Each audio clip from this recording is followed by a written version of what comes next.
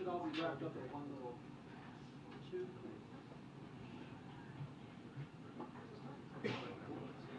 Heads up. Tally ho.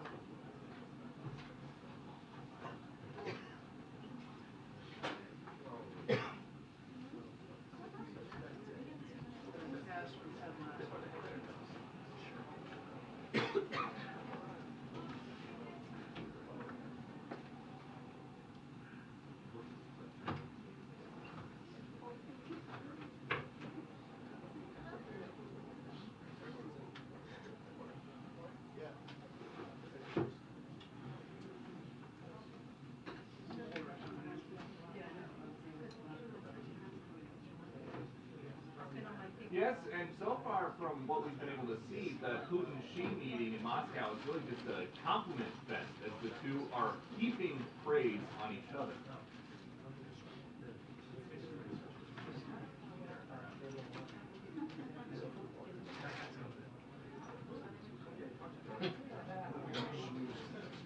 The two are also signaling they're going to talk about Xi's peace proposal as Western leaders who back Ukraine worry that China could also provide lethal support to the Russians to be used in Ukraine against Ukraine.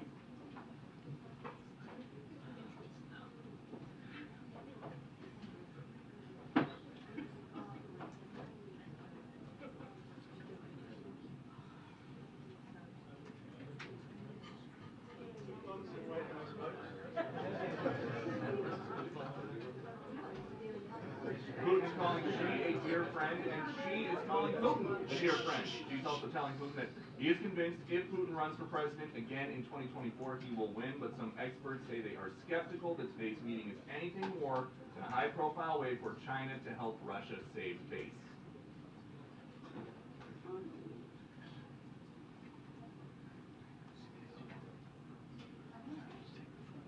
And over the last year plus, we've heard President Biden try to deter Xi and Putin separately from convincing them that bad behavior is going to affect their position on the world stage.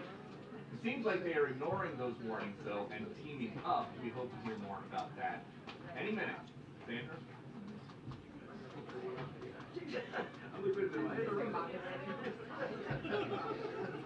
You done now?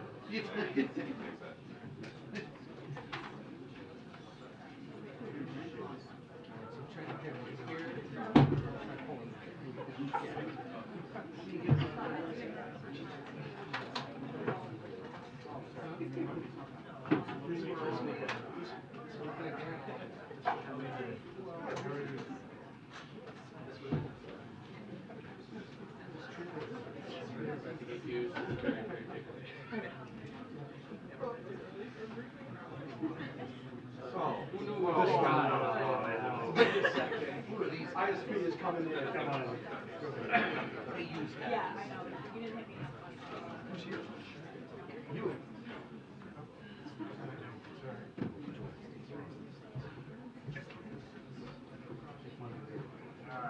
No, because I'm here.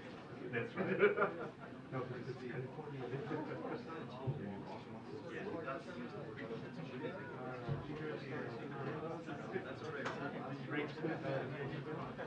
Oh, is it Rage Quit? No. I had a great experience working with some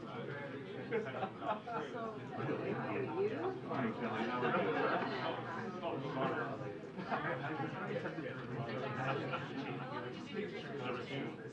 It's very good. Started the new season. It's very everyone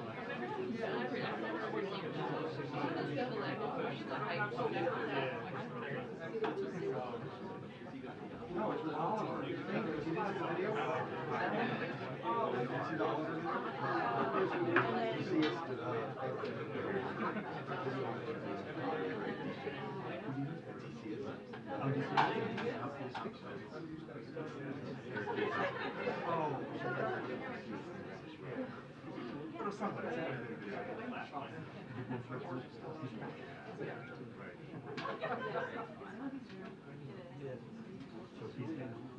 Yeah. There it is. There it is. Oh, that's the story.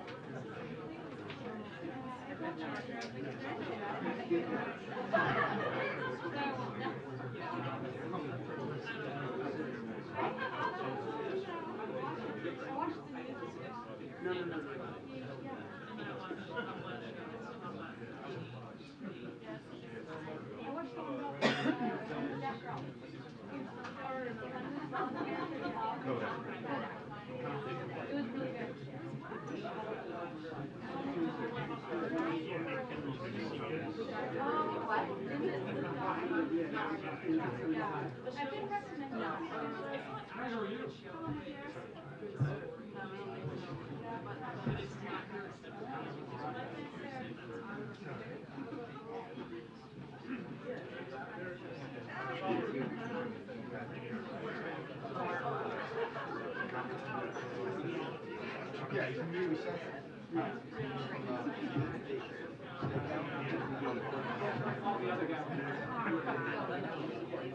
I didn't get a picture of it. Why not?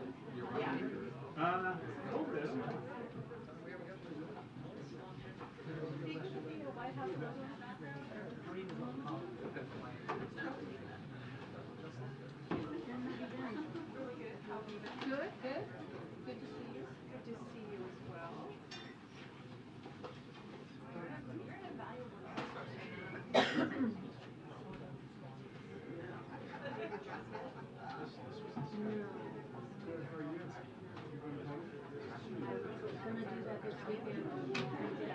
I've never seen it. Yeah, I've been thinking about it. Like, Yeah, that's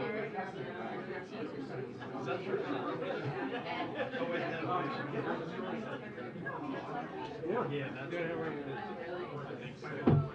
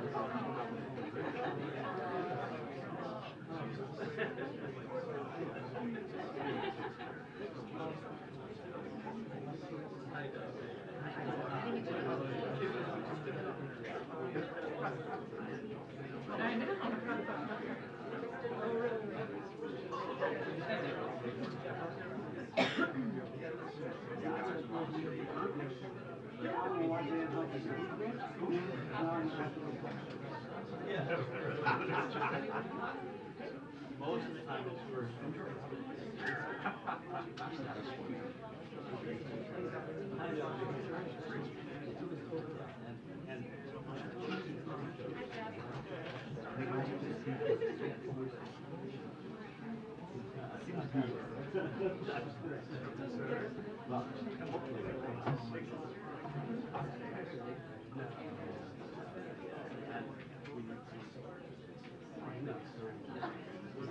Very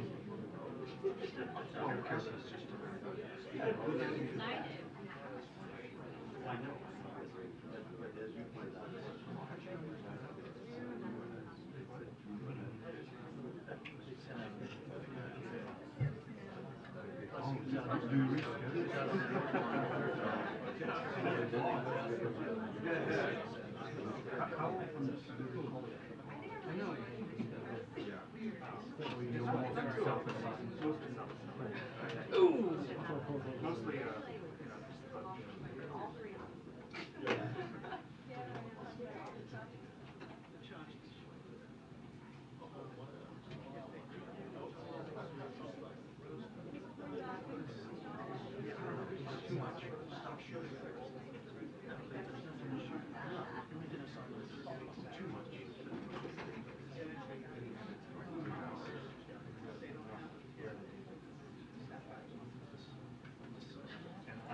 check your pictures and see.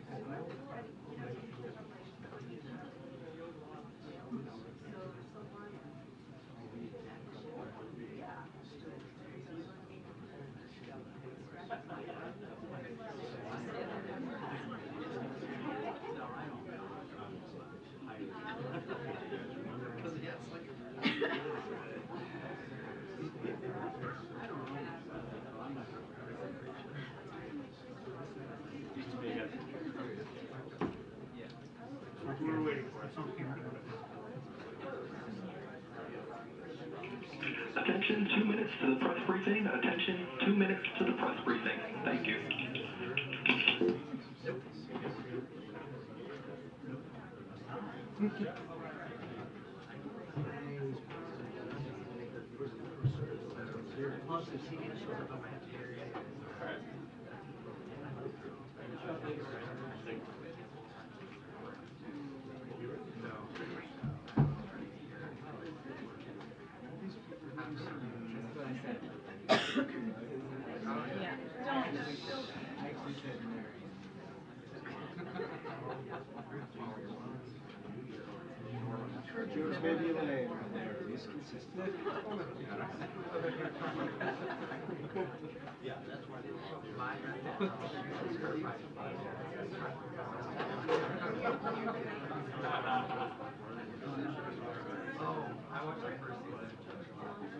Alex, 1 minute. First.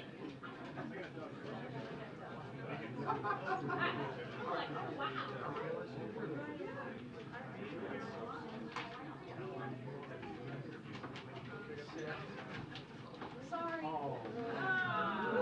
There she is. We get SAG rates for this.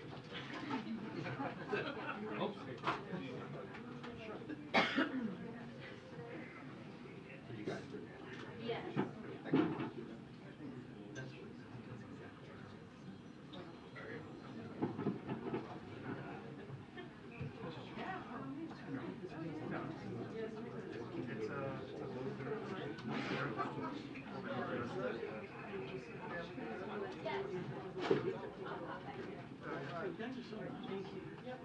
It's Not like that in LA. Only today. Is that right? Yeah. No, I don't.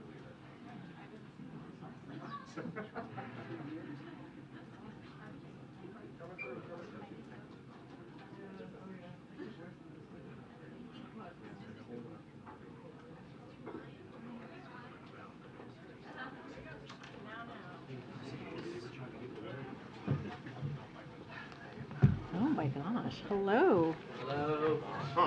Hello. I wonder why so many people are here today. I'm here. Yeah, right. You're right. You're here for me. Refer me. No. Nope, that's not. We're not doing this. We're not doing this. We're not doing this. We're not doing this. From across the room. You've been discriminating against me and discriminating against some people in the briefing room. And I'm saying that this is the US, this is not China, this is not Russia. This is not Russia. Okay. What you are doing, you are making a mockery of the First Amendment. Decorum, please. Decorum, please. It's been 7 months. You've not called on me. You've Decorum, not my please. messages. I'm saying that that's not right. That's not right. Fun times. Welcome, guys. Welcome. Welcome to the press briefing room. Okay. Some people, but this is not right. Sir, let it go. Are we ready? Are we going to behave? It's not While many I'm saying folks- that you should respect the First Amendment. Decorum, please. Simon. Sorry to our guests. We apologize. Yes, I apologize. I apologize. Okay, while many folks here in U.S. are focused on March Madness or the World Baseball Classic, go Team USA tomorrow night, by the way, we at the White House today are going to focus on another sport, which is soccer. Or football, as some of my guests might say, specifically AFC Richmond. And I can neither confirm nor deny the existence of the Believe banners that we're seeing around, that you all may be seeing around the White House complex today. It is an honor, it is truly an honor to have Coach Lasso here with us today. On a serious note, though, because this is actually very serious for the reasons that they all hear, Jason and his castmates, and there's a real message around mental health.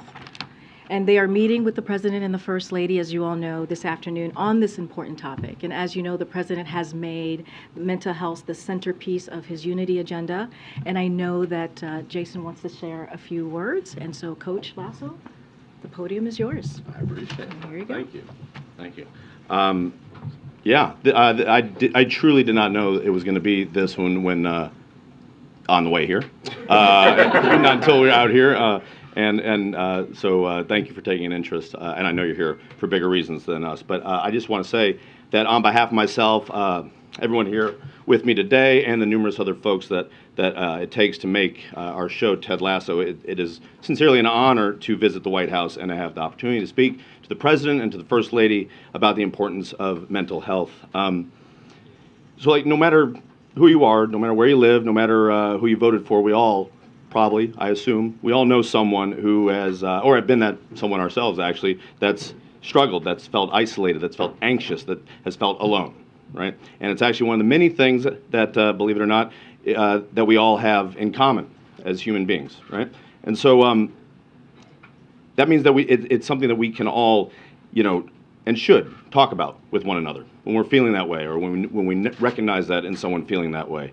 So please, we encourage everyone, and this is a big theme of the show, is like to check in with your neighbor, your coworker, your friends, your family, and ask how they're doing, and listen sincerely. You all ask questions for a living, but you also listen for a living. So who am I preaching to? The choir, that is.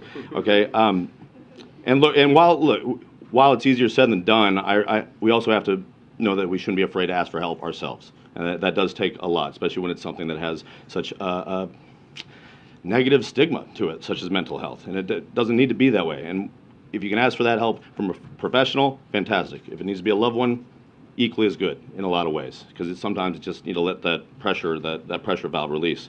The President's working on, and his own team, although his team is real, our team is make-believe, and don't think I don't know that, despite what the people at FIFA and EA will tell you. We are actually a make-believe team, but they're working very hard to make sure that that option is available to as many Americans as possible. Now, look, I know in this town, a lot of folks don't always agree, right? And don't always feel heard, seen, listened to, yes? But I truly believe that we should all do our best to help take care of each other. That's my own personal belief. I think that's something that everybody up here on stage believes in. That's things we talked about in the writer's room, and we talk about in the editing room, and everything in between. And just like, we just want to emulate, these make-believe folks that we all play at AFC Richmond and the way they take care of one another. That is the wish fulfillment of the show, aside from me playing coach and these guys being professional footballers. It's like, that's a big part of the show. Now, I can't help but take this opportunity to take at least one question. So please, yeah. Wait, hold on here. Decorum, right? That was the word we were using, decorum? Yes, sir, familiar face. Hi. Trent Crim. Fake journalist. Yes, sir. Yes, Trent, nice to see you. How do you feel about Kansas City being one of the named hosting cities for the 2026 World Cup? Ooh, here I was hoping for a softball. Okay, you know what?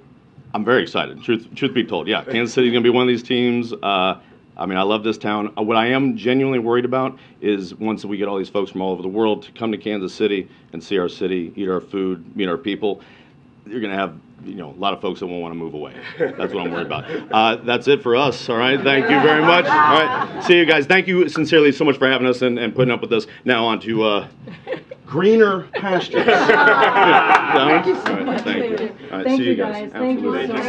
Yeah. Thank you. Thank you guys. Thank you. Thank you. Excuse me? You don't have a little Joe Biden impression? Nah, they got the real one here now. Yeah. No, I need fake teeth and and injected with a lot more chutzpah to pull that off. So, oh boy. Yeah. Okay.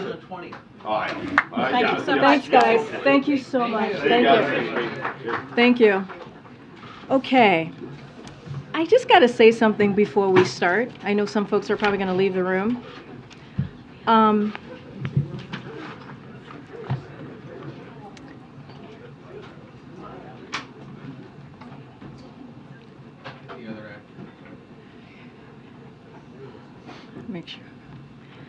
Karine, one You can't keep discriminating against some people in the briefing room because you don't like them, you don't like them. So you have a choice. No, You have a choice. You have a choice. A number of people Okay. in the briefing room, and I'm saying that that's not right. This is not China. This is not Russia. This is the United States. This is the White House. It's been 7 months. I sent you emails. The rest of us are here too, pal. It's been 7 months. You guys have not done anything for me. If you have grievances, you should bring them to her later. I have Right done now, that. this is I've for the done that. entire All my press emails corps. have been And the ignored. press corps is tired of dealing with this. It isn't I've just done about that. you, I Simon. understand that you get questioned all the time and you don't understand what it is to sit here for 8 months and being discriminated Take against. your I understand that you're in the legitimate front row and you feel questions comfortable and to you the get press questioned all the secretary at time. another But there are time. people in the back who don't get any questions. Don't make assumptions about what the rest of us do. Mind your manners when you're in here. If you have a problem, you bring it up afterwards. But you are impinging on everybody in here who's only trying to do their job. Okay, thank you. I'm saying that you shouldn't discriminate against some people because you don't agree with their question, you're offended by your You made your question. point. We all heard it. All right. Guys, as you all know, many of you know, this is the White House press briefing room, a historic room, a room that should have decorum, a room where folks should respect their colleagues and respect the guests that are here. And I understand that there's going to be give and take. That's the way the press briefing has gone for decades before me. And I will always, always respect that. But what I will not appreciate is disrespecting your colleagues and disrespecting guests who are here to talk, who were here to talk about an incredibly important issue, which is mental health.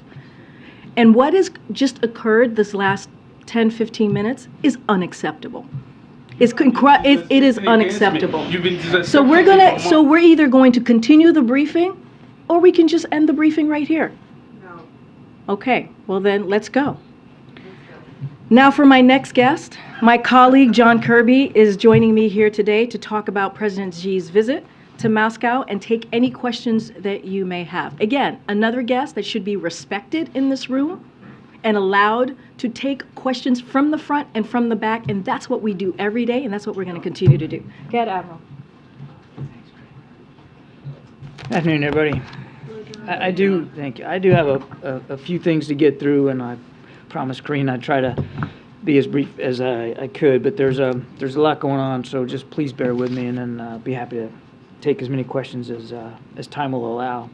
Today, I think as you all know, President Xi's visiting Russia to meet with President Putin.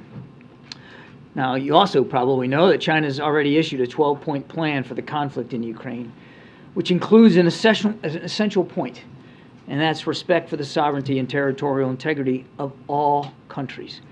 We encouraged President Xi to advocate for this exact essential key point, which must include the withdrawal of Russian forces from sovereign Ukrainian territory consistent with the UN Charter. The entire world would like to see this war end, especially the Ukrainians themselves, who have put forward their own plan for a just peace, which draws again on these same UN principles. And let's remember, this war could actually end right now if Russia would withdraw its troops from the country. We hope that President Xi will press President Putin to cease bombing Ukrainian cities, hospitals, and schools, to halt the war crimes and atrocities, and to withdraw all his troops. But we are concerned that, instead, China will reiterate calls for a ceasefire that leaves Russian forces inside Ukraine's sovereign territory. Now, any ceasefire that does not address the removal of Russian forces from Ukraine would effectively ratify Russia's illegal conquests, enabling Russia to entrench its positions and then to restart the war at a more advantageous time for them. This would, the world should not be fooled by any tactical move by Russia, aided by China or any other country, to freeze the war on its terms without any viable pathway to restore Ukraine's sovereignty and territorial integrity. Any such attempt would violate the UN Charter and defy the will of the 141 countries that demanded just weeks ago at the UN General Assembly that Russia immediately, completely, and unconditionally withdraw from Ukraine. Efforts to end this conflict must take Ukraine's position into account. And so we encourage President Xi to play a constructive role by speaking with President Zelensky, which he has not done since Russia launched this invasion. Because China, quite frankly, we believe, should hear directly from the Ukrainians and not just from the Russians. And we encourage President Xi to press President Putin directly on the need to respect Ukraine's sovereignty and territorial integrity. The world and China's neighbors will certainly be watching closely. Now, I also have a few updates for you on Israel. First, we welcome the understandings reached in Sharm el-Sheikh yesterday between senior political and security officials of Israel and the Palestinian Authority. This was the second meeting in this particular format following the gathering that was in Ateba 3 weeks ago, and it included participation by senior officials from the United States, from Egypt, and from Jordan. The parties held candid and constructive conversations on steps to improve security and stability for Palestinians and Israelis, and on efforts to strengthen the economic stability of the Palestinian people. Meetings at this level have not taken place in nearly 10 years. And they help to build a critical foundation to de-escalate tensions and reduce violence. And that's what we want to see happen. We look forward to continuing these discussions as we enter the holy month of Ramadan, of Passover, and Easter. Now, President Biden has also spoken, I think, as you know, yesterday with Prime Minister Netanyahu. In that call, he welcomed the meeting in Sharm el-Sheikh and reinforced the need for all sides to take urgent, collaborative steps to enhance security coordination, condemn all acts of terrorism, and maintain the viability of a two-state solution. He also reiterated his unwavering commitment to Israel's security and our ongoing cooperation to counter all the threats posed by Iran, and there are many. The President also stressed that democratic values have always been and must remain a hallmark of U.S.-Israeli bilateral relations. Democratic societies are strengthened by genuine checks and balances, and fundamental changes should be pursued with the broadest possible base of popular support. He offered his support for efforts underway to forge a compromise on proposed judicial reforms consistent with those core principles, and we call on all Israeli leaders to reach such a compromise without delay. On a separate topic, earlier today, I think you saw, the President issued a statement welcoming the recovery and soon return of Jeff Woodkey, a U.S. citizen who had been held hostage in Africa for more than 6 years. He is safe, and he is in the hands of U.S. government officials. As the President said in that statement not too long ago, we extend our deepest appreciation to the Nigerian government for their help in securing his release. For more than 6 years, there has been a multi-pronged effort dedicated to locating and recovering Jeff, which was spearheaded by our military, our law enforcement, and our intelligence community working together with French support. Jeff, like other hostages and wrongful detainees, will be offered the best medical care possible, of course, to include post-isolation support. After a full medical screening, he will be united with his loved ones in the near future. I think you can understand why we'd ask you to please allow Jeff and his family a little bit of privacy here as he adjusts to new surroundings and to life moving forward and to coming back into American society. The Biden-Harris administration remains unwavering in our commitment to bringing Americans wrongfully detained or held hostage abroad home to their loved ones, and this is yet another example of the President's commitment in that regard. Lastly, I know it's not lost on any of you that today is the 20th anniversary of Operation Iraqi Freedom. Whatever one thinks about the war and what started it, I can tell you two things. One, we're looking ahead. We've got a good collaboration, a good partnership with Iraq and Iraqi security forces, who we continue to partner with in an enable, advise, and assist role, because there's still a viable threat of ISIS there in Iraq and in Syria. And number two, the President and the First Lady remain absolutely committed, as they always have been, to the men and women of our military, as well as across the interagency, who served, fought, died, and suffered in Iraq. Some 4,399 troops did not make it home from the war. More than 30,000 came home forever changed by wounds and injuries. And it's not just them, it's their families that continue to suffer, that continue to sacrifice. There's 4,399 chairs at 4,399 dinner tables that are empty. And it's important for us always to remember that and never forget the bravery, the courage, the sacrifice that went into fighting that war. Again, regardless of how you feel about it, President Biden and the First Lady are going to stay committed to those families going forward. I'm going to go ahead and start in the back. Go ahead, you start. Oh, okay, thank you. Just on Russia, first of all, Moscow has indicated that they'll put a pause on the grain deal by May 18th if the the U.S. doesn't comply with some of their demands, which include putting some banks back in the SWIFT system and resuming exports of agricultural equipment. What's your reaction to that, and what's the plan B if they do halt? So first, we obviously welcome the extension. It's for, I think, 60 days, not the 120 that I think that everybody was hoping for, but 60-day extension. That's a good thing. In fact, over the weekend, I think 2 ships left with hundreds of thousands of metric tons of corn. And a lot of that corn, a lot of that grain is heading for low and middle income countries that have been suffering, no question been suffering since the beginning of this war with food insecurity. So it's a good thing, and we're grateful for the work of Turkey, for the UN to move forward with that. I don't have any, and I won't get into speculating about repercussions one way or another. We're focused on now that this is extended, making sure we get those ships loaded and get them out and get them to places where they need to be. That's what the focus is. Can you just remind us of your position on, doubtless there are going to be conversations between President Xi and Putin about assistance to Russia in Ukraine. What is the U.S.'s position on that, and what if China does decide to aid Russia? All right. So on the communications, hang on. I just want to write this down so I don't forget it. You've heard the president say this himself. He wants to have another conversation with President Xi, and he'll do that. And we'll do that at the most appropriate time. I don't have a call in the schedule to speak to, but it's important that we keep those lines of communication open, particularly now when tensions are so high. That's why we still want to get Secretary Blinken back to Beijing. That visit was postponed. It wasn't canceled.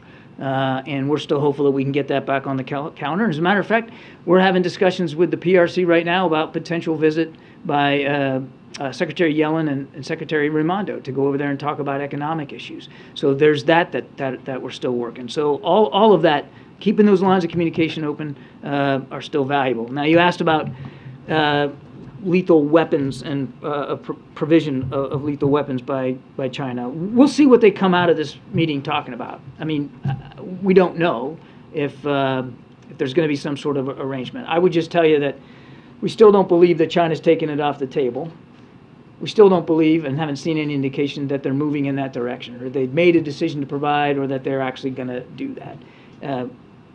We continue to believe it's not in China's best interest to do that, to help Mr. Putin slaughter innocent Ukrainians. It's hard to believe that they would think that that's in their best interest. It would also run counter to what we've heard President Xi talk about in terms of what his ultimate goal here is. I think he put an op-ed out today talking about sovereignty, territorial integrity, finding a peaceful way to end this war. That providing lethal weapons would seem to be inconsistent with that goal. When is the right time for a ceasefire? Alex, Thank you, Karine. Admiral, are you encouraged by progress or seeming progress in Israel on the judicial reforms? It seems that Prime Minister Netanyahu and his critics agree on some key things, but not others. How do you assess the situation? Well, we're glad that they're talking. The president was encouraged by the efforts by President Herzog to come up with some alternatives. We're certainly going to let Israeli leaders speak to the details of that. This is for them to work out. But one of the messages that President Biden had when he spoke to the Prime Minister yesterday was it's important for those efforts to be fully explored and for compromises to be made, because the beauty of democracy is in fact compromise, and the strength of both our democracies is that we believe in checks and balances, and also in a consensus among the populace that to make these changes, whatever changes they are, to make them sustainable, all that has to be factored in. Good. Thanks. Just a couple follow-ups here. You said that you haven't seen any confirmation that China has made a decision yet when it comes to providing aid. Why do you think China hasn't made this decision yet? Do you think they're waiting for this meeting today, or? Difficult to know. It's hard, I couldn't possibly get inside President Xi's decision-making to see, what he's thinking. China has, as you know, not condemned the war, but they haven't provided lethal weapons. They haven't participated in sanctions the way we obviously would have preferred them to do. They have made their own sovereign decisions, and largely at least tacitly, many of those decisions have come down on the side of Russia here, including buying into the Russian propaganda that this war is some sort of existential threat to Russia and it's the West or the U.S. and NATO pushing Russia, which of course is nonsense. I can't speak for President Xi and why he hasn't moved in this direction. I would just reiterate here from the podium what we've reiterated to Chinese officials privately, that we don't think it's in their best interest. It's not going to bring an end to this war any faster. And as I said earlier, it certainly appears inconsistent with what President Xi has said publicly about what he wants to see happen. And on the phone call between President Biden and President Xi, what is the holdup here? You all seem interested in talking. Are the Chinese not interested? No holdup at all. We want to make sure when we have this conversation, it's at the appropriate time and in the right context. President Xi's been kind of busy of late. I mean, he had the People's Congress, which just ended. Now he's in Moscow. So look, when it's the right time, and for both leaders, we'll get them on the phone. But just as importantly, to my first answer on this, we're still still interested in working towards getting Secretary Blinken back to Beijing. I mean, he was practically on the plane when we had to pull that visit back and postpone it. And as I said, we're having active discussions with the PRC right now about the potential visit by Secretary Yellen and one by Secretary Raimondo. Thanks, John. On the call yesterday with Prime Minister Netanyahu, has there been any discussion within the U.S. government of withholding potentially some military assistance to Israel because of if these judicial reforms do proceed? There are a number of instances around the world where the U.S. withholds military assistance for democratic reasons or concerns along those lines. One of the main things that President Biden stressed to Prime Minister Netanyahu was our ironclad support for Israel's security, and that's going to continue. We face some common challenges in the region, not the least of which is Iran. That will continue. And then some different topic, in the other NSC side, the Homeland Security side, in light of some of the discussions regarding protests surrounding the potential future indictment of the former president. You addressed this a little bit yesterday, but has the White House been briefed on any security concerns or is involved in any operational planning to ensure investigating threats or otherwise ensure Homeland Security? I'm not aware of any specific briefings or specific threats. As I said yesterday, we always monitor this, even absent the context of those comments. We're constantly monitoring this, as you would think we should, particularly in the wake of what happened on January 6th. But I'm not tracking any individual or specific threats or any specific or operational moves by the federal government.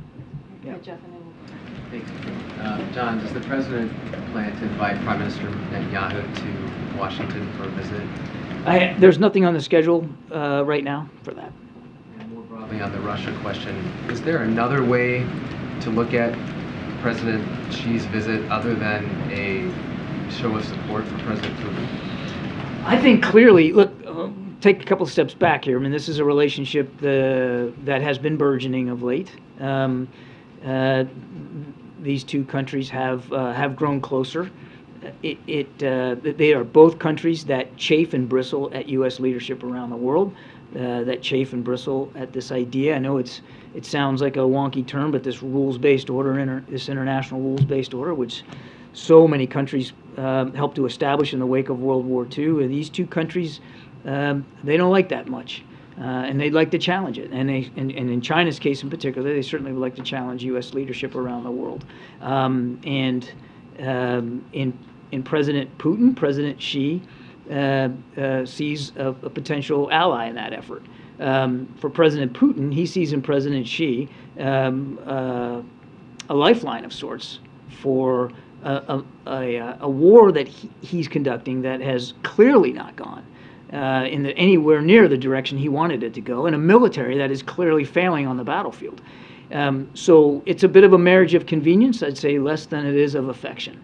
And again, we'll see where this goes after this meeting. But these are not two countries that have, decades-long experience working together and full trust and confidence. It's a burgeoning of late, based on America's increasing leadership around the world and trying to check that.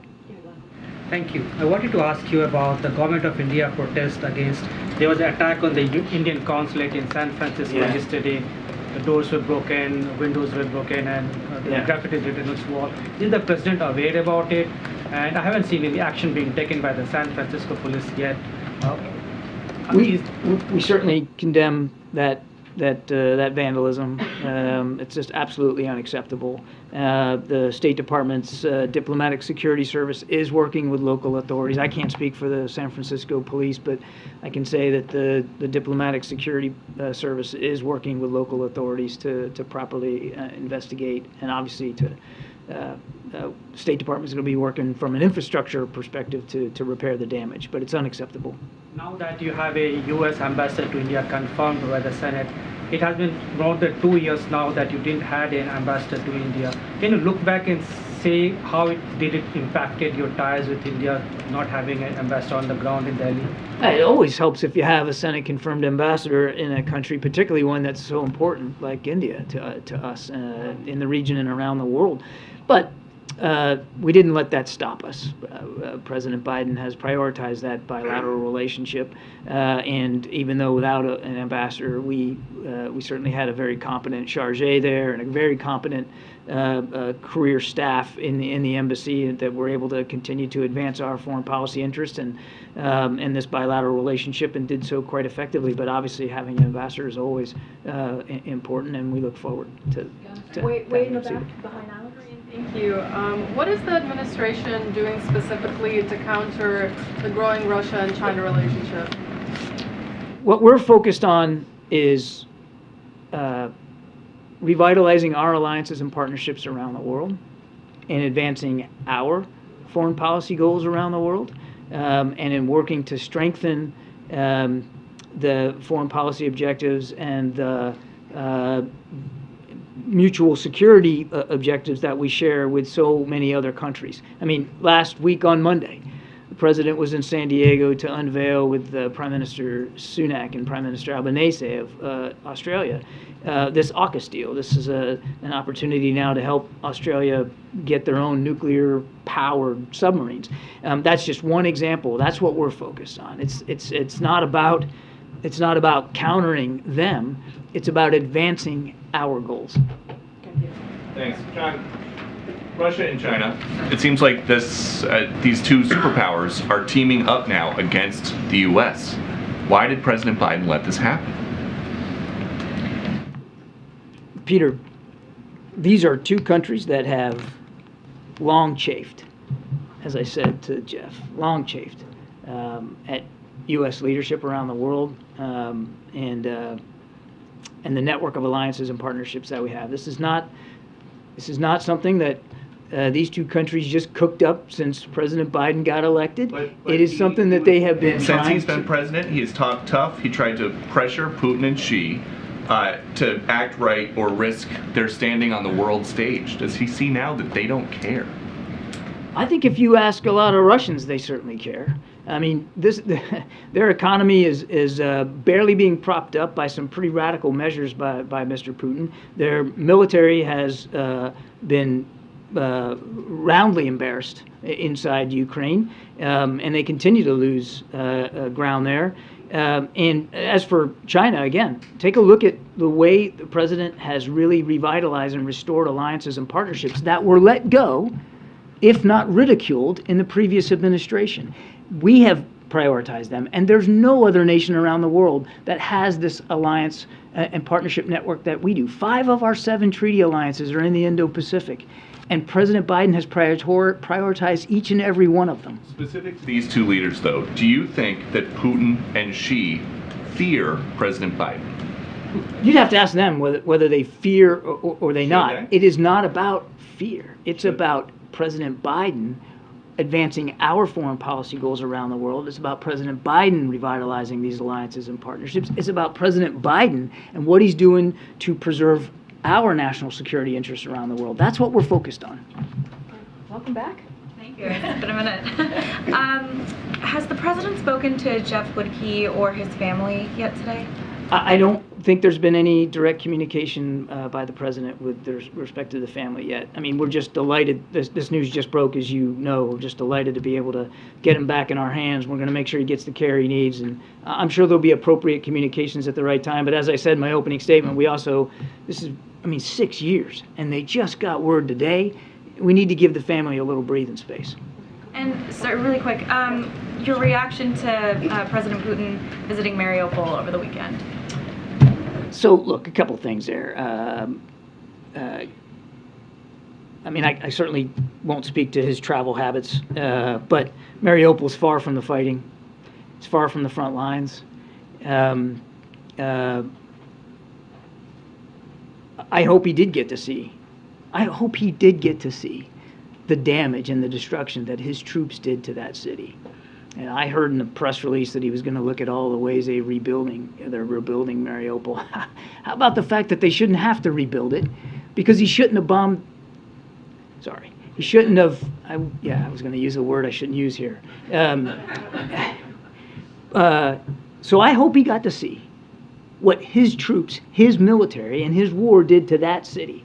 But we'll let him speak to what he came away from. I would also tell you that it's clear that he knows, he has to know how badly he's doing inside Ukraine. More than 50% of the territory they took from Ukraine in the first weeks and months of the war, the Ukrainians have already taken back. And the only real active fighting right now is around Bakhmut. And here we are on, what is it today, the 20th? And Bakhmut is still not in Russian hands. Now, they're fighting over it, but the Ukrainians aren't giving up on it. And all the while, we are working to make sure, today we're announcing another package of assistance, $350 million worth of assistance, largely ammunition to Ukraine. While all that's going on, we're working to make sure that Ukraine is well-suited and well-postured to defend themselves in the weeks and months ahead. Afghanistan. Thanks, John. Two quick follow-ups on China. In your description of the relationship between the two, convenience, not affection, Russia viewing China as a lifeline, do you guys view Russia at this point as a client state of China? I would say there's, in that particular bilateral relationship, they certainly are the junior partner. And then, in terms of the lines of communication, the president's talked about this, you've talked about it repeatedly, being critical to the relationship, the bilateral relationship with China. Which lines are not currently open? There was reporting last month about the military. No lines were not open. Obviously, economic lines are open. Seems like the Secretary Well, we're hoping to get the economic lines open. The military-to-military lines are not open, and that's a problem. That was, as you know, one of the things we were hoping Secretary Blinken would get thawed for us, because they are frozen. And of course, that trip didn't happen yet, so those lines are still not open. But look, through diplomatic channels, we still have the ability to speak with the Chinese, and we are. As I said, we're working with them on a potential trip by Secretaries Yellen and Raimondo. And as I said earlier, the president will absolutely speak with President Xi at the appropriate time. That's still open. Hey, John, can you talk more about the effort to release Jeff Woodkey? Was the White House directly involved in negotiations? Were there any concessions? What exactly changed in the last little bit? We were, our team here at the NSC was involved in this. Of course, Mr. Karsten's special envoy for hostage affairs over the State Department was keenly involved. You saw that the president personally thanked the FBI hostage fusion cell for their work, as well as just the work across the interagency. As I said in my opening statement, intelligence community, other diplomats as well. It was a team effort to get him out. There were no concessions made. There were no swaps here. This was just hard, grueling, deliberate work by diplomats and other experts directly with the government of Niger to get him home. And well, hopefully, he'll be home soon, but we're looking forward to that. Staying on the continent, Kamala Harris goes to Africa She does.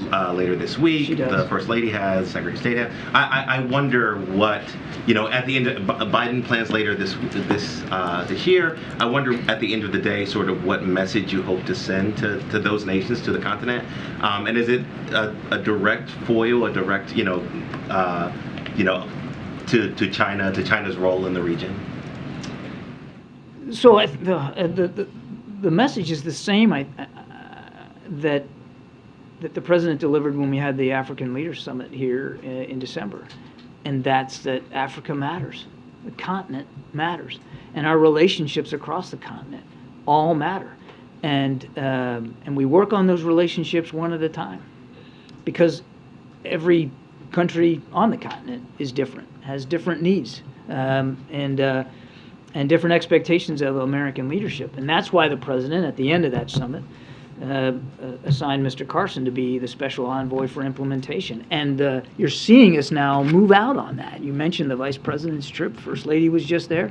I mean, we are actively following through on the things we promised we would do at the end of that Africa Leaders Summit. So this is very much about Africa, African leaders, African nations, and not about anybody else.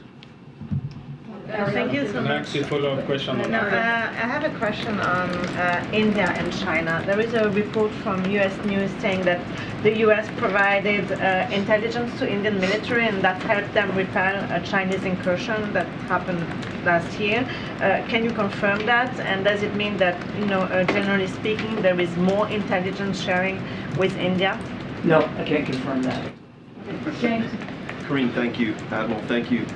Two questions focused on China. First, on the Xi-Putin visit. You and other senior officials have been vocal in recent weeks about your insights into consideration by the Chinese of providing some kind of direct or lethal assistance to the Russians, and that's why you've issued your public warnings against them doing that. One of the little noted aspects of this relationship that I think is important came back in September when Putin and Xi last met in Uzbekistan, and in his public comments, President Putin stated that they were eager to address the concerns about the Ukraine war that the Chinese had raised. So I wonder if you have any insights into the nature of those Chinese concerns and what they may have communicated to the Russians about that. I don't. The second question is on the Chinese brokered rapprochement between Saudi Arabia and Iran. Since that deal was announced, has the United States been able to observe any changes in that relationship, in its security implications for the region, etc.? I think it's too soon right now, James. Yeah, thank you. You said there were no concessions made for the release of Mr. Woodkey. Does that mean there was no ransom payment at all? That's right. That's what that means. And Secretary of State Blinken was in Niger last week. Did he negotiate at all for his release during that trip? He certainly had discussions with leaders that he met there about Mr. Woodkey, as you would expect him to. And where is Mr. Woodkey right now? I'm not going to get into the specifics of his location. He's still on the continent, but he's in U.S. He's with U.S. government officials. Yeah. Yes, thank you, Karine. Do you know if the Chinese government has contacted Kiev regarding its 12 points plan? And what's the Ukrainian government reaction to the plan itself? I certainly would refer you to comments that President Zelensky has already made. I'm not going to speak for him or his administration. To the best of my knowledge, I know of no conversations between the Chinese and Kyiv with respect to this so-called 12-point proposal. Thank you. Thank you, Karine. Thank you, Karine. So we saw the Chinese, as alluded to here, broker a deal between Saudi Arabia and Iran, and now the Chinese say they want to broker peace in Ukraine. What role would President Biden play in any negotiations with that? He's already talked to that. He's already said very clearly, when it comes to a negotiated settlement, if it comes to a negotiated settlement, and I'll say it again, no reason for it to, Mr. Putin could just pull his troops out, be done. But if and when it comes to that, nothing about Ukraine without Ukraine, and we will do, and the Ukrainians will find in us a strong and willing partner to help President Zelensky if and when he's ready to negotiate. But the starting point for us has got to be him. The Ukrainians have to be heard. Their perspectives have to be understood. They have to have a voice in this process. And so It's fine for the Chinese to go out there and say they want a ceasefire. We'd all like to see the fighting stop. Who wouldn't? But if it stops now, without any consideration of the Ukrainian side, without any discussion between the Chinese and the Ukrainians, without any accession by them to an idea of a ceasefire, it basically freezes in place what Mr. Putin has been able to achieve on the ground inside Ukraine. It's dwindling, but he still has occupied territory in Ukraine, and that's just unacceptable. What's the level of concern? Real quick, just real quick, what's the level of concern about the growing influence of China around the world then? Certainly mindful that China has tried to expand their influence all around the world, Middle East, in Africa, in Latin America. They can speak to their foreign policy goals should they wish to. I can only speak to ours. And our goals are not about countering or being a block or an obstacle. There's no effort to contain here. It's about advancing what President Biden believes are the appropriate foreign policy goals for this country, for the American people, and for the best interests of our allies and partners. And again, I'll go back to what I said before. No other nation in the world, none, has a network of alliances and partnerships that the United States does, has as many friends around the world as the United States does, who are interested in pursuing the same goals. Secretary Austin just a week or so ago held the 10th Ukraine Defense Contact Group, more than 50 nations, again more than 50 nations at each and every one. And those are voluntary participation events. It's not like we're browbeating people to show up to agree to contribute to Ukraine. That's the power of American convening leadership, and you don't see that power out of either Russia or China. These are two countries who do not have that same network of friends and partners, and one of the reasons why that relation, he got me all, he got me, he got me all lathered up. He got me all lathered up now, but one of the reasons why you're seeing that tightening relationship is because they recognize that they don't have that strong foundation of international support for what they're trying to do, which is basically challenge American leadership around the world. All right, last question. Thank you very much. President travels to Ottawa this week, and the past president had a difficult relationship with Prime Minister Trudeau. Does the United States feel that episode is in the past, or does that relationship need tending with Canada and Canada's leadership? We'll have more to say later in the week about the trip to Canada. The president's very excited about doing this, going up there and really going to Ottawa for no other purpose than the bilateral relationship. He has a terrific relationship with Prime Minister Trudeau, warm and friendly and productive. There's an awful lot on the plate there, from everywhere from strengthening NORAD to climate change to obviously migration challenges, economic and trade. I mean, there's a bunch of things. We'll have more to say later in the week, but the president's very excited about this. Thank you. Thank you. Appreciate it, everybody. Thank you. Thank you. Okay, just a couple things and then we'll get going. As you all know, earlier this month, President Biden released his budget, which will the following: invest in America, lower costs and cut taxes for working families, protect and strengthen Social Security, Medicare, and reduce the deficit by nearly $3 trillion over a decade, all while ensuring that no one making less than $400,000 per year pays a penny more in new taxes. The day after the president released his budget, the House Freedom Caucus released their MAGA budget proposal, which is a 5-alarm fire for hardworking families. Each day this week, we will zero in on how the MAGA budget proposal would be a disaster by endangering public safety, raising costs for families, shipping manufacturing jobs overseas, and undermining American workers, hurting seniors, and weakening national security and our ability to outcompete China. Today, we're showcasing how the MAGA budget proposal would endanger public safety. And here is how it will do that. Make our borders less secure by eliminating funding for more than the 2,000 CBC agents and officers. Defund the police, not fund the police, but defund the police by eliminating funding for 11,000 FBI personnel and 400 local law enforcement positions. Allow an additional 150,000 pounds of cocaine, nearly 900 pounds of fentanyl, nearly 2,000 pounds of heroin into our country.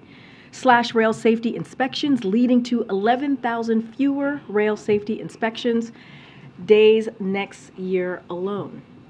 jeopardize our air safety by shutting down air traffic control tower services at 1/3 of all U.S. airports. And that's just the start of it. That's just the beginning. So we look forward to sharing more every day this week. One last thing, and then we'll get started. We send our best wishes to everyone celebrating Nowruz across the United States and around the world, from the Middle East to Central and South Asia and to Europe.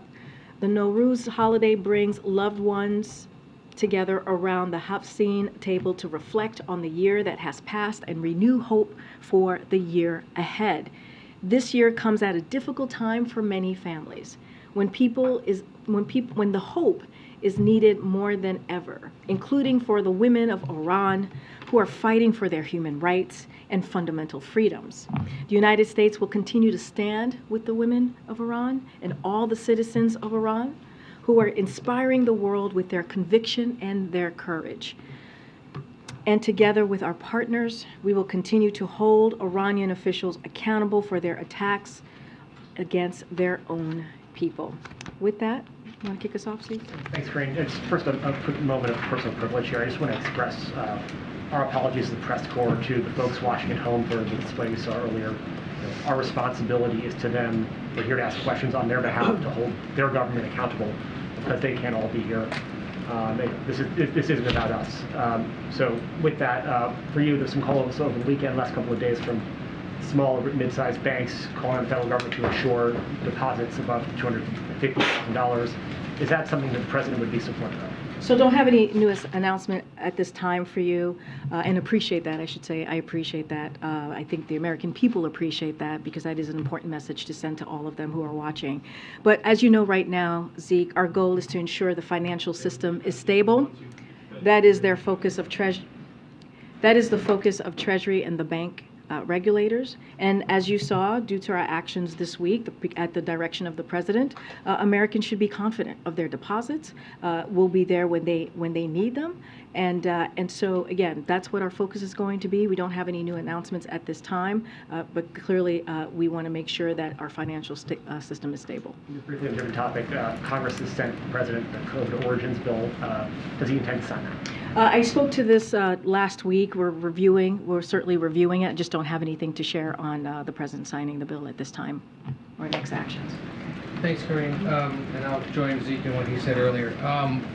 What does the White House make of former President Trump calling on supporters to protest his potential indictment?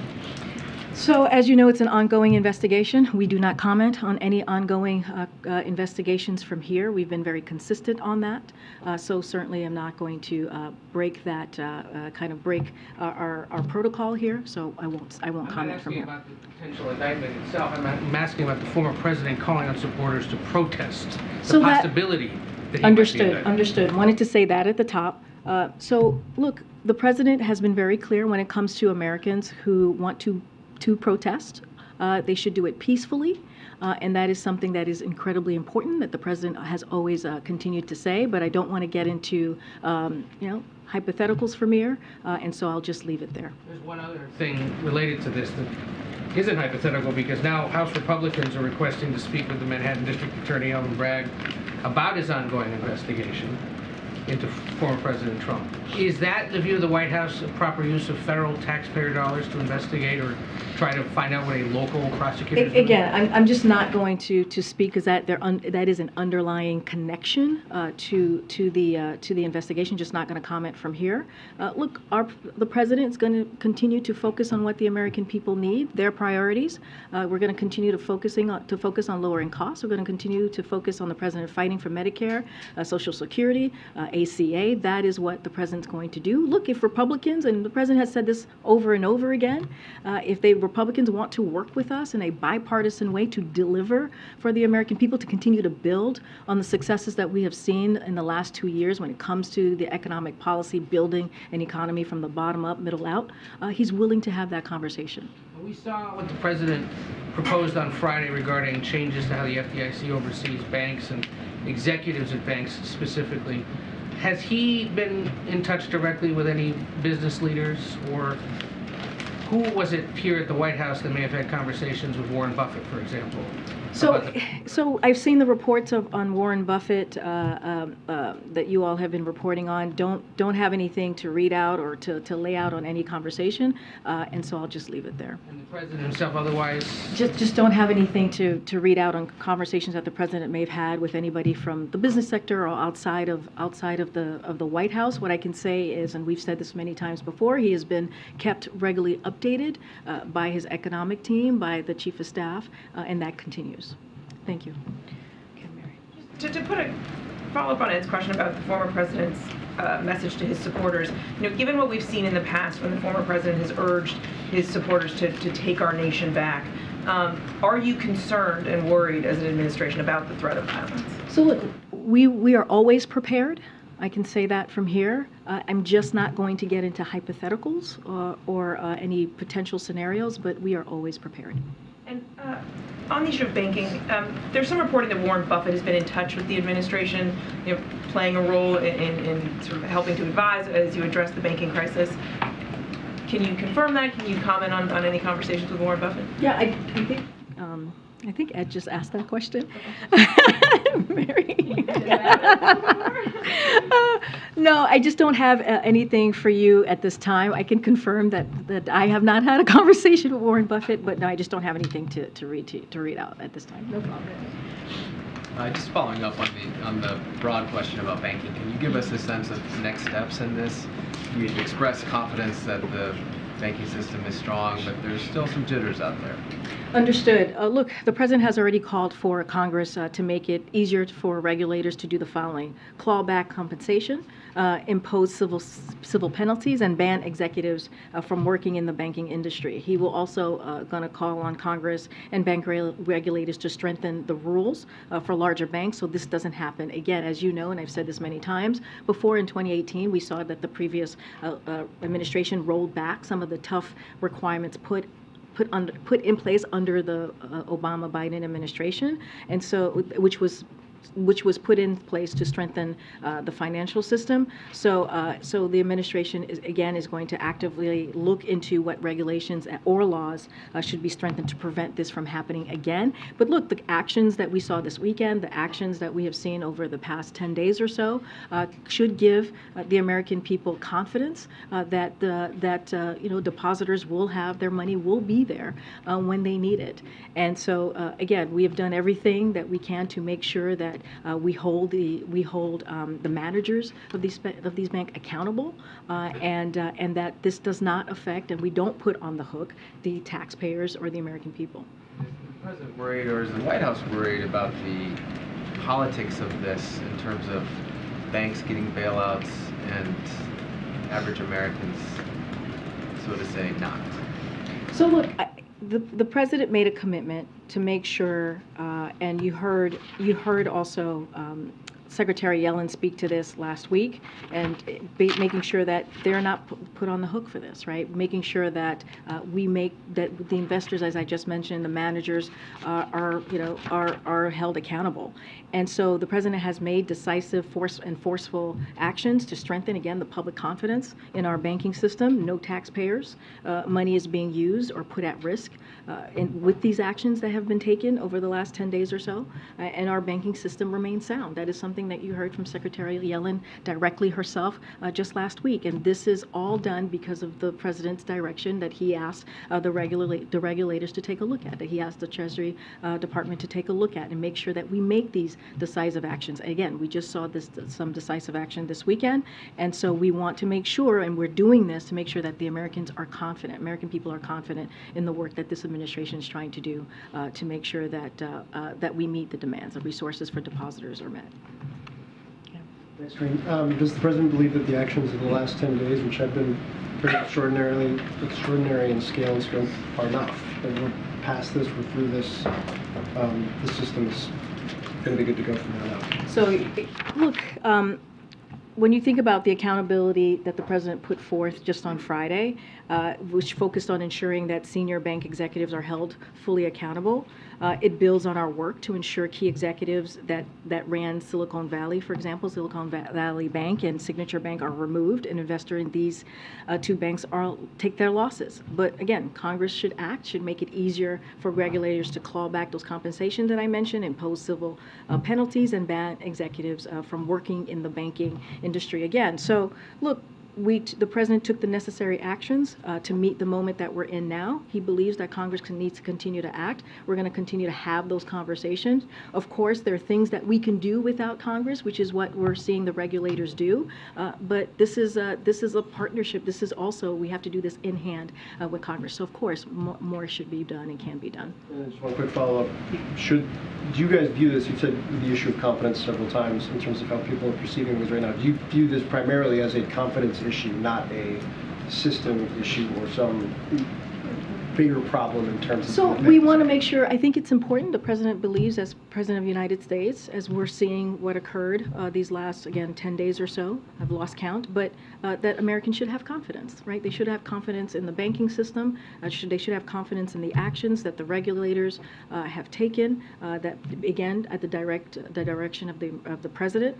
And as you asked me, should there be more work to be done? Absolutely. We should not let Congress off the hook. They should take actions in making sure that moving forward, that our banking system continues, that we're doing taking the actions to make our banking system secure. So again, more actions need to be taken for sure. The president has taken actions to deal with the moment that we're in. I've said this before. What we're seeing with these banks are distinct to those banks, but we're in a different place than we were in 2008 because of the regulations that we saw in the Obama-Biden White House, and so that matters as well. Okay. To follow up on that, Karine, you said that there are things that the White House or the administration can do without Congress. Do you have a timeline on this, on when we'll see that? Days or weeks? It's a good question, JJ. Look, we're already seeing some of that underway as regulators have taken action over the last few years to reverse the last administration's deregulation, and that is because of, again, the actions under this president. And so we've seen that, but again, we cannot take Congress off the hook. And the regulators are going to continue to do what the president asked of them, again, these past 2 years. But again, Congress has to act. We need to make sure that they do their part in this as the president is taking actions to give the American people confidence. Go ahead. Does the president view Jerome Powell's stewardship of these events as at all a risk to his position as chairman of the Federal Reserve? No, not at all. The president has confidence in Jerome Powell. The shares of First Republic Bank have declined in recent days. Is the administration considering any further steps to support that bank, and do those options include potentially the FDIC taking over the bank? So look, that's something for the FDIC to speak to. I'm not going to comment on any hypotheticals from here. Senator Warren was on a number of Sunday shows yesterday. She has said the Federal Reserve should stop hiking interest rates in an effort to control the high inflation given the circumstances that we're in. What's the president's level of concern that another rate increase this week could further weaken the banking industry and potentially threaten some of these smaller and mid-sized banks? So look, I understand the question as it relates to the Federal Reserve. We've been very clear. They are independent. They will make, the president believes that. The president has been very clear on that, and they are going to make their decision, their monetary policy decision as it relates to interest rate, as it relates to dealing with inflation, which are clearly both connected, but we're not gonna comment on that from here.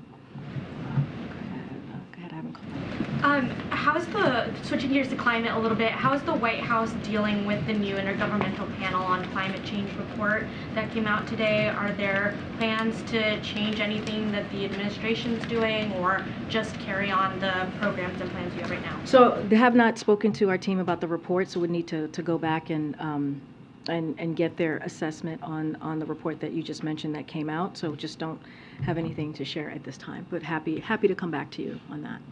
And in terms of preparations for any protests or rallies, what do those preparations look like? I'm just not going to get into any details from here. I think I answered this question just a little bit to your colleague, and I just said we're always prepared, but certainly not going to get into hypotheticals. Go ahead.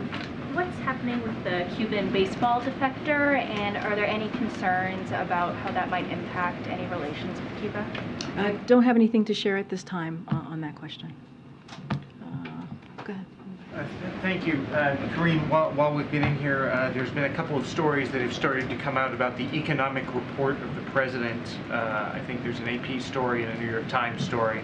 Do you have anything more to share on when that report's coming out and any of the top lines from it? I don't have anything to share at this time. When we're ready, we certainly will share that with all of you. Okay. Go ahead, Courtney. Go ahead, Courtney. Thanks, Karine. I wanted to ask you, state leaders are campaigning for abortion access amendments to be put on the ballot in 2023 and 2024. One example that's gaining some steam is in Ohio. Is the administration doing anything to support this effort or tracking those ballot initiatives, given that you... Can you go back to what you said before you said Ohio? What is... Ballot initiatives, there's leaders that are trying to put ballot initiatives for 2023 and 24 for abortion access. Abortion acts to abortion Kind of like what we saw in Kansas, gaining traction to do that in other states.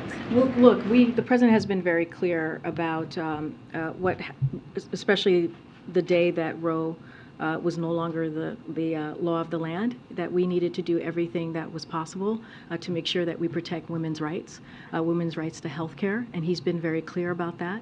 I don't have any specifics to say on those particular potential pieces of legislation, but clearly we welcome legislation that's going to support that, that's going to support women being able to make their own decisions on their health care.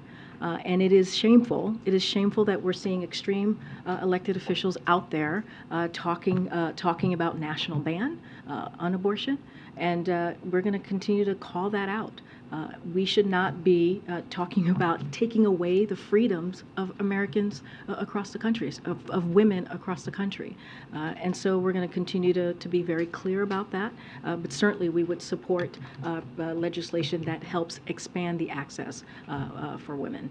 And if you could provide an update of the case in Texas on mifepristone.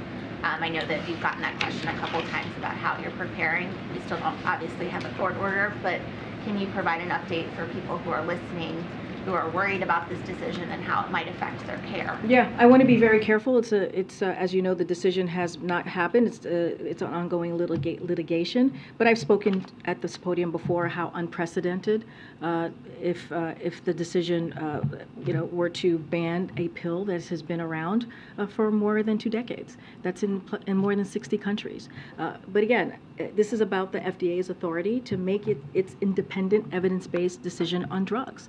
And so those decisions on what medication can be used in our country should not be determined in court. And they should be determined based on their safety, science, and the data. And so want to be very clear, but so we'll wait. We'll await steps here and speak on this once the decision has been made.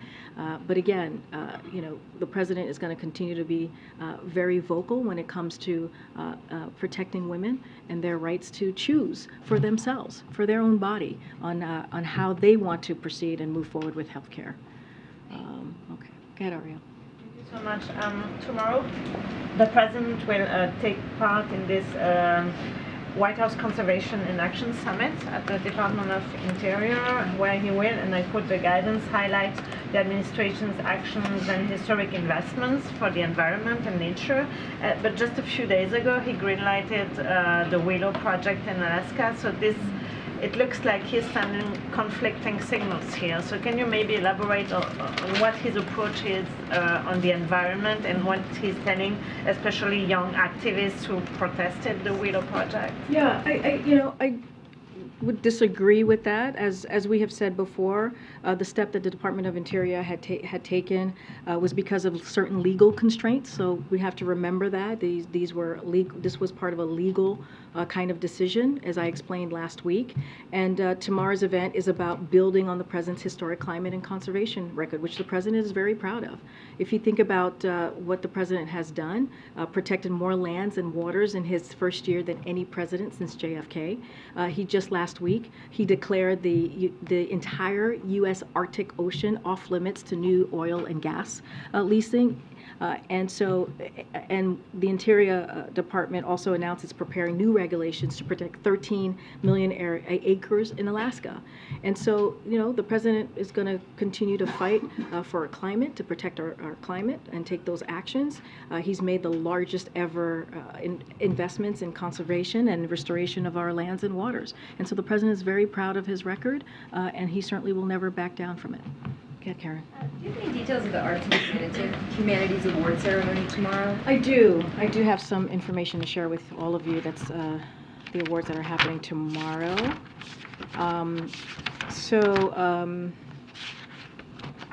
Give me 1 second here. So the President's going to host in the East Room ceremony at the White House to present the 2021 National Humanities Medals and the 2021 National Medals of Arts. First Lady Jill Biden will attend the ceremony as well. We will have more on the recipients of the awards later today, but don't have anything to preview, but certainly we'll have more to share. And this will be, I believe, the first one in this administration in the past 2 years. Okay, I'm trying, I've not called one more. Go ahead, Brian. Karine. I wanted to ask about President Trump is going to give a rally in Waco, Texas. This is the 30th anniversary of the standoff between the Branch Davidians and the FBI and the ATF in Waco. Is the Biden administration concerned about anti-government activity in Waco around the rally? Are there security concerns that President Trump may use this anniversary to foment anti-government sentiment at that? I can't speak to what the former president's going to do or say. I'm not tracking any security concerns, so don't have anything more to share beyond that. All right, everybody. I'll see you tomorrow. Thank you. Thank you, Karine. Thank you.